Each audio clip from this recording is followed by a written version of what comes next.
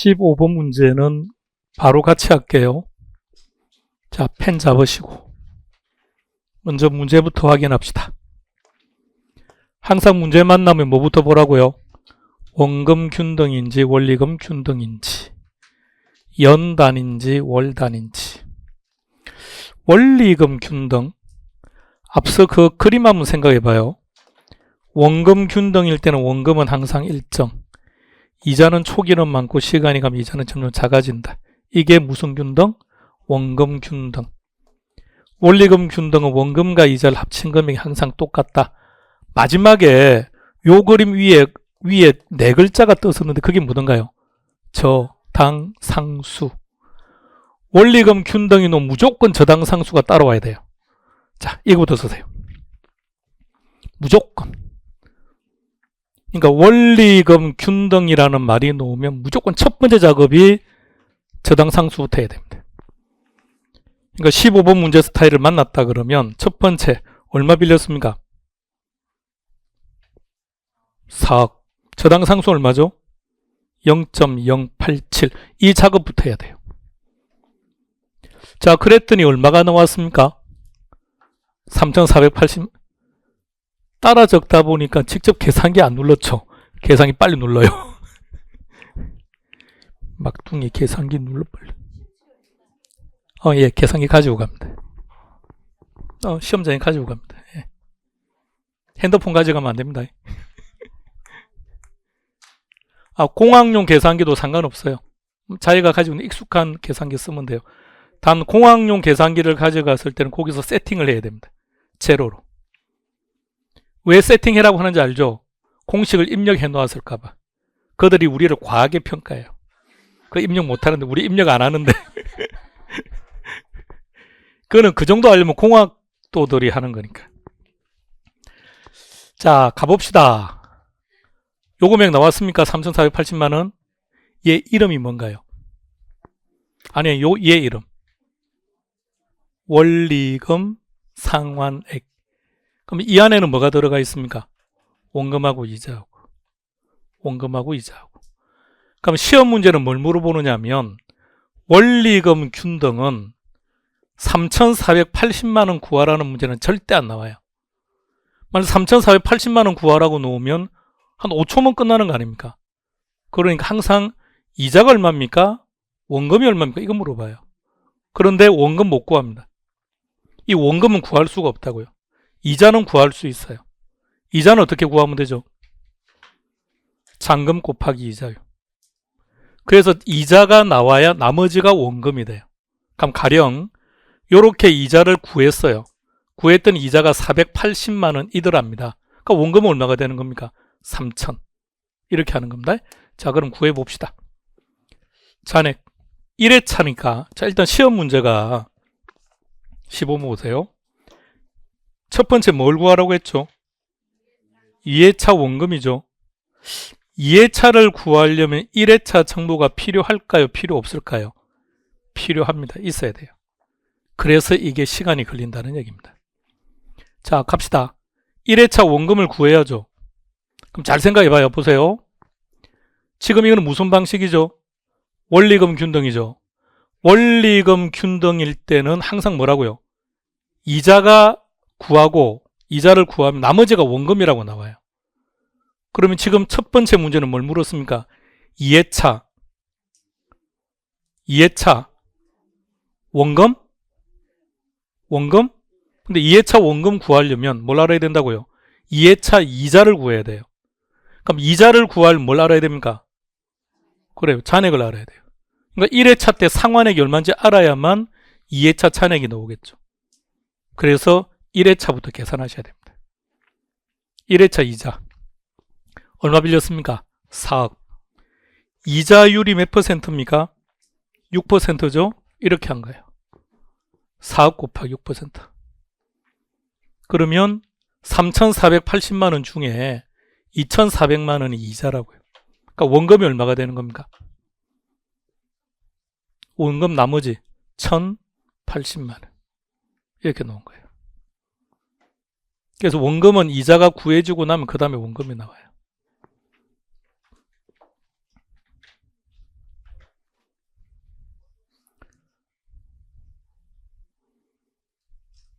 아니요, 해야 돼요. 어려운 게 아니라 시간이 걸려서 문제예요. 시간이 걸려서.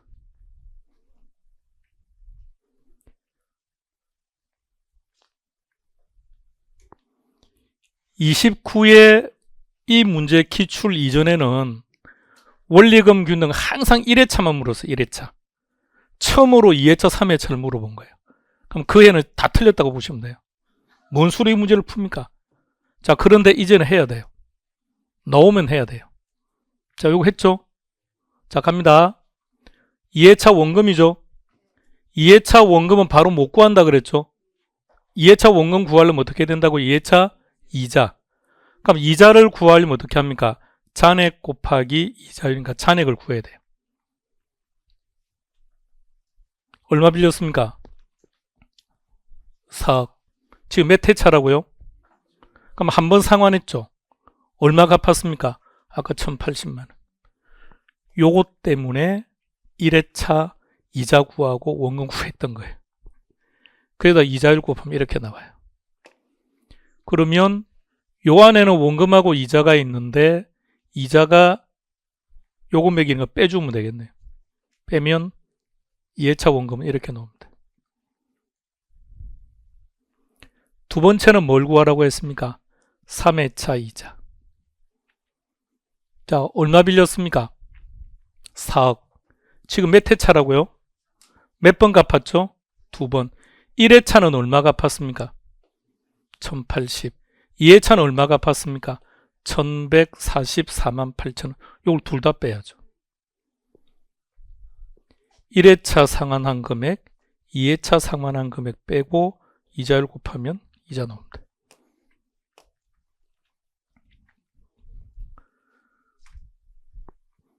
벌써부터 마음속에 에이 안 할래네 이거는 이렇게 하면 안 됩니다. 이제 시작인데.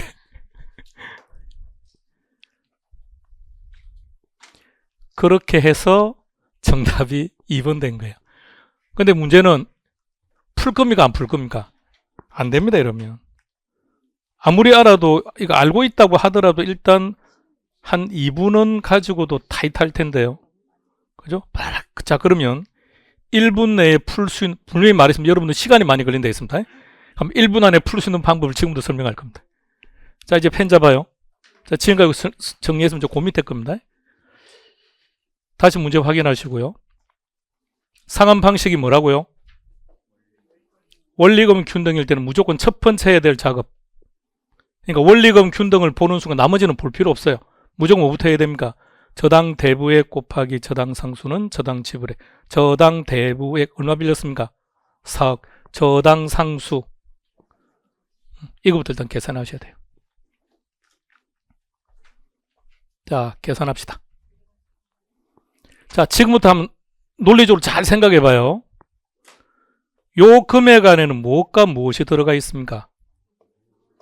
원금하고 이자가 들어가 있죠. 그럼 다르게 해석해 봅시다. 요 저당 상수는 원금을 구하는 이자율입니까? 이자를 구하는 이자율입니까? 둘 다네요.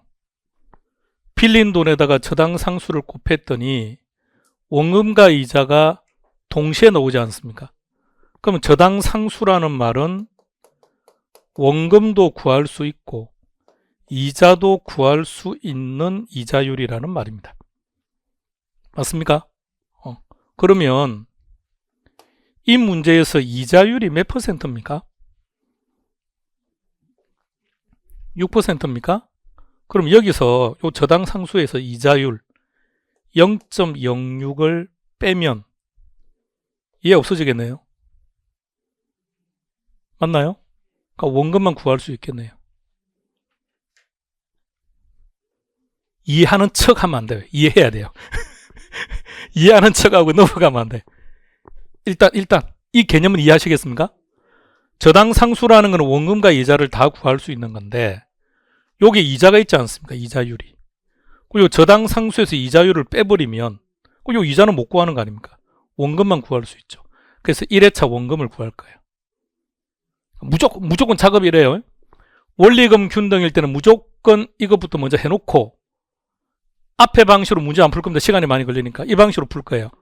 일단 무엇을 물어보든 1회차 원금은 반드시 나와야 돼요. 1회차 원금이. 자, 그럼 1회차 원금 불러보세요. 어떻게 하면 됩니까? 4억 곱하기 저당상수 마이너스 이자율 0.087 마이너스 0.06 구조 맞나요? 그러면 4억 빌렸고 저당상수는 0.087이고 이자율은 6% 빼주면 요게 나와요. 눌러봐요. 계산기. 그저 바라만 보고 있으면 안 돼요. 여러분들이 눌러봐야 돼요.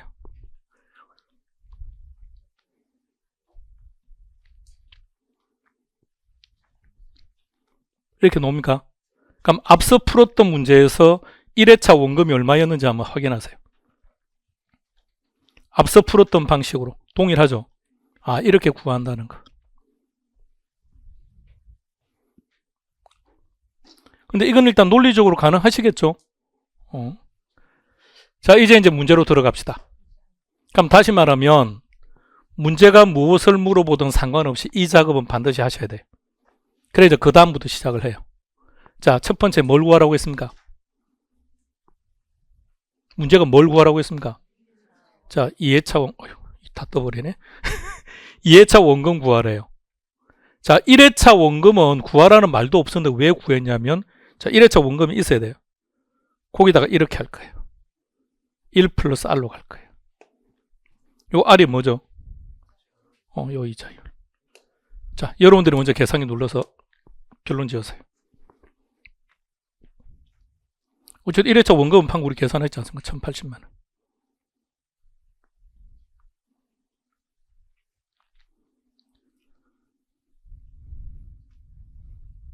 (1 플러스 0.06이니까) 그냥 1.06 곱하면 되죠.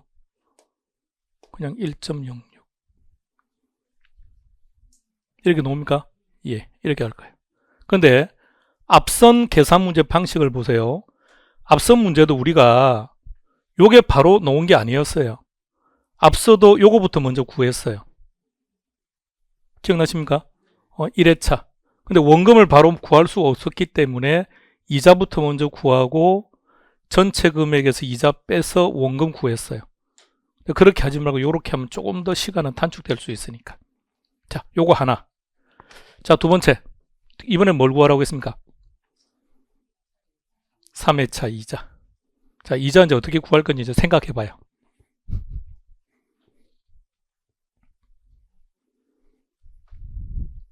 이자는 항상 이 방식으로 해야죠. 그러니까 지금 제목이 원리금 균등이죠. 원리금 균등이니까 원리금에서 원금 빼면 그게 이자가 돼요. 자, 그럼 이제 원리금 상환액은 나왔습니까? 요 금액이죠. 그대로. 자, 요건데 요것만 잘 생각해 봐요. 몇 회차입니까 지금? 3회차입니까?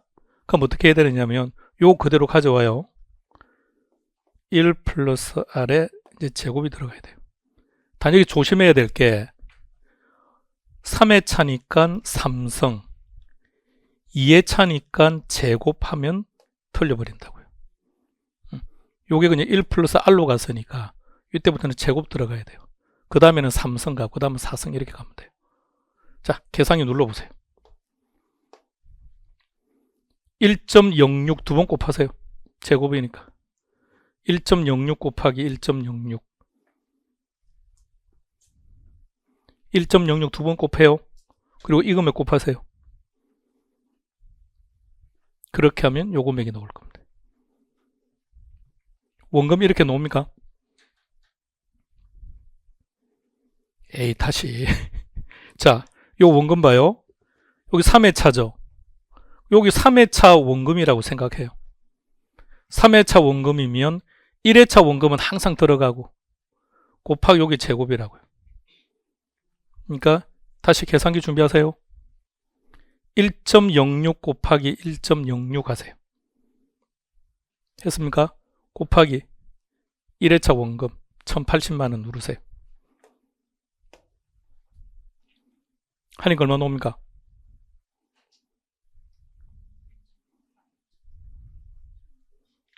나오죠? 그러면 34800 얘는 원리금이니까 그 중에서 원금 빼면 나머지가 이자가 됩니다. 그럼 답은 2번입니다.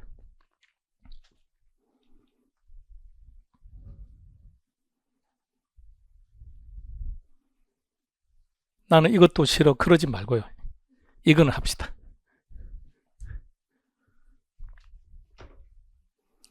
앞서 풀었던 방식이 원칙입니다.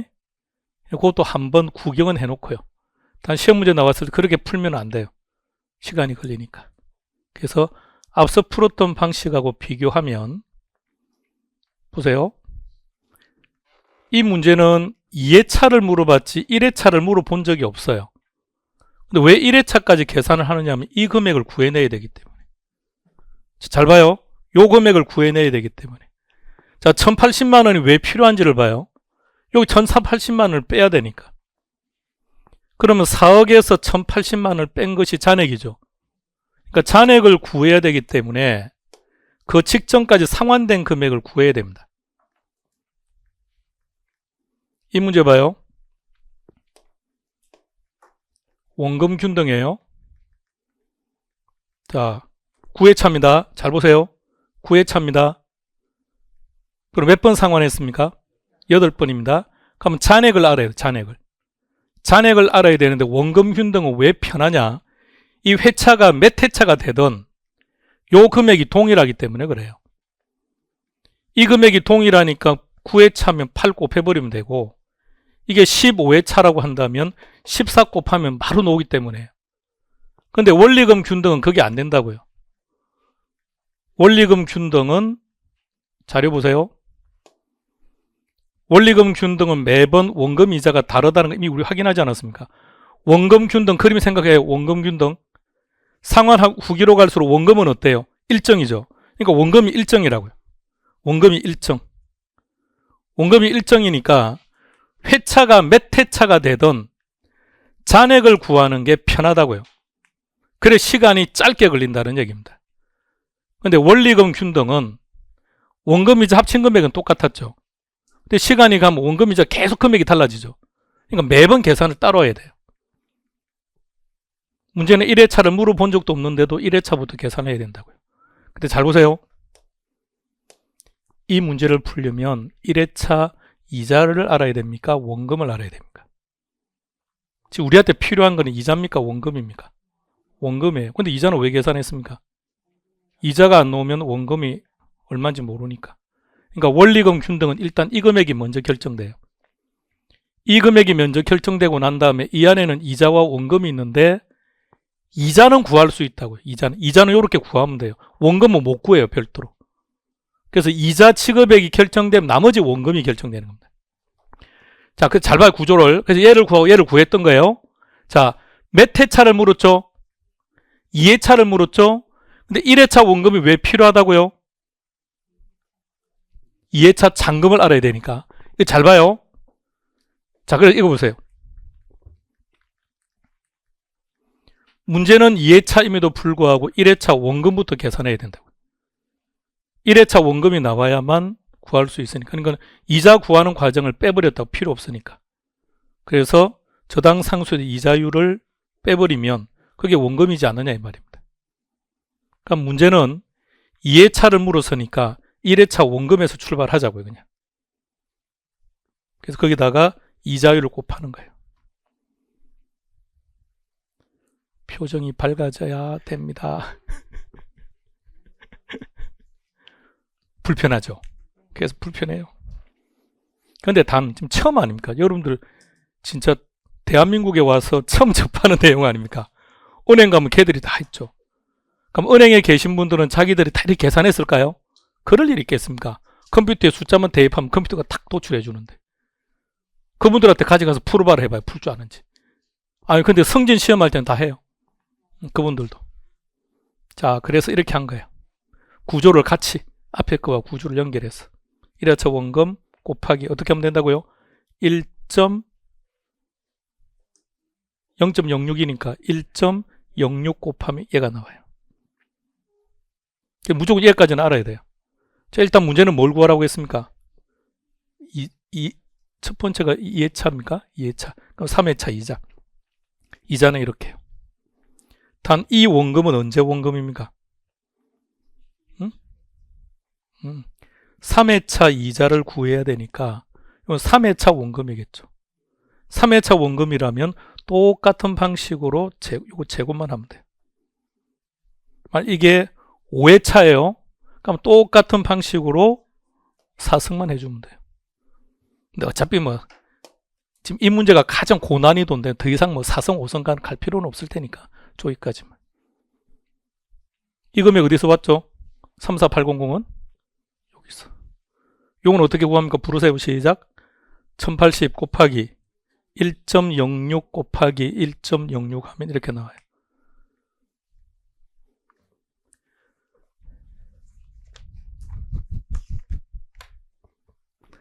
아름다운 표정으로 마감합시다.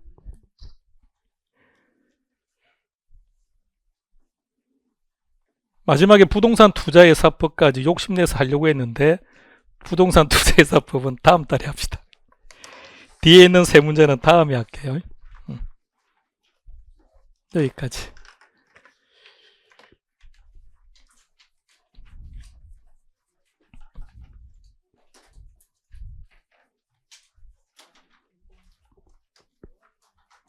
그러면 원금 균등이 편하다는 것은 동의하시겠습니까? 그러니까 원금 균등을 출제했다, 점수 주겠다라는 의도입니다. 원금 균등은 무조건 해결해야 돼요. 그러니까 원리금 균등은 어떻게 할 겁니까? 뭘 어떻게 해요? 이렇게 풀면 되는데. 이것도 하자고요. 아니, 처음 했는데, 처음. 한 3번 정도 하다 보면 이제 익숙해지겠죠. 요것만 반복하면 돼요. 근데 얘가 29회 이전까지는 항상 뭐가 나왔냐면요. 이런 거 안 물었고요. 그냥 1회차입니다, 1회차. 그러니까 원리금 균등은 이거를 안 물어본다는 것은 동의하겠죠. 1회차든 10회차든 이 금액은 어차피 동일한 거 아닙니까? 원리금 균등에서 원리금은 항상 똑같다고 했으니까. 그럼 얘는 절대 안 물어본다고요. 그러니까 물어보는 게 뭘 물어보느냐? 이 안에 들어가 있는 이자가 얼마입니까? 이 안에 있는 원금이 얼마입니까? 이거 물어본다는 얘기예요. 자, 그러면 우리 가방을 막 챙깁니까 벌써? 자, 가방 챙기는 분들을 중심으로 질문하겠습니다. 자, 그럼 시험 문제가 다른 건 아니고요. 1회차라고 합시다. 1회차 이자 구하라고 나왔다고 합시다. 1회차 이자 시작하세요. 1회차 이자 시작해요. 어떻게 하는지.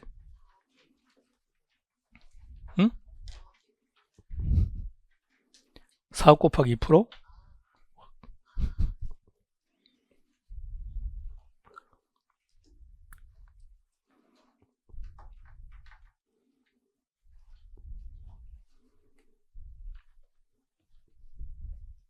맞아.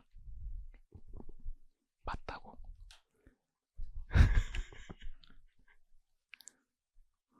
뭘 계산기 누를 게 뭐 있습니까?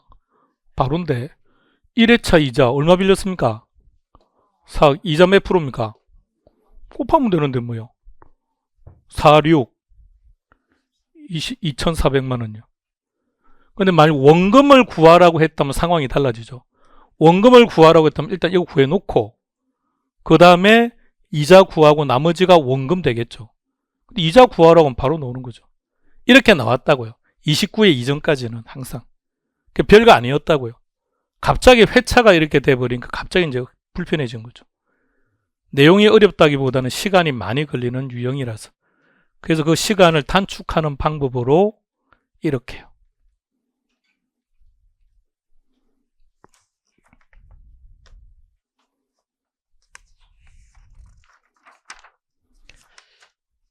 금융권에 계신 분들도 승진시험 보거든요.